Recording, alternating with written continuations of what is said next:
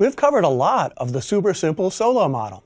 We've looked at the dynamics of capital accumulation, how changes in savings rates influence growth, and we've looked at some of the predictions of the solo model. One thing we've learned is that the model seems to inevitably predict that we end up in a steady state with no growth.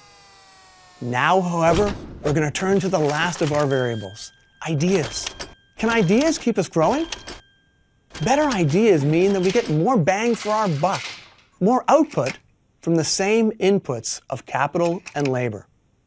Alternatively, we can think about this as increasing our productivity.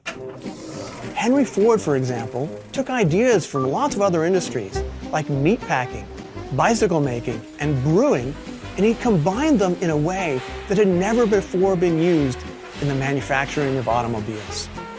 This novel combination of ideas sparked a dramatic increase in productivity that transformed the world. The same types of processes, they're continuing today, and in all industries, increasing output per worker across the economies. So let's go back to our previous graph of capital and output. We can now add ideas as a multiplier. Better ideas multiply the output from the same capital stock. So if A increases from 1 to 2, that's a doubling of our productivity, and that shifts the output curve up. When output doubles, so does investment. Now, once again, investment is greater than depreciation. So we begin accumulating capital once again, and that further boosts our output. So better ideas spur more output, which creates more investment, which leads to capital accumulation. So better ideas lead to growth in two ways: the increased productivity of a given capital stock and the increased investment, which increases capital accumulation. Now imagine that ideas are constantly improving.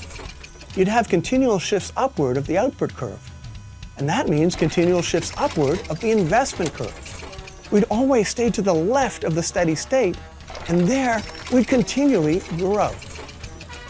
So growth at the cutting edge, it's determined by how fast new ideas are formed and how much those new ideas increase our productivity. So that's our super simple solo model. It combines a model of catching up growth due to capital accumulation with a model of cutting edge growth due to idea accumulation. If you want to dive further into the solo model, check out our textbook, Modern Principles. We also have more material in our Development Economics course. In that course, we'll add population growth to the model and dive deeper into the data to see how well the model predicts. We'll find some things it predicts really well, and other things not so much.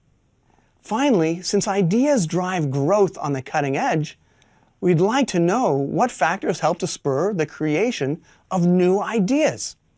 This topic is a personal favorite of mine, and it's up next.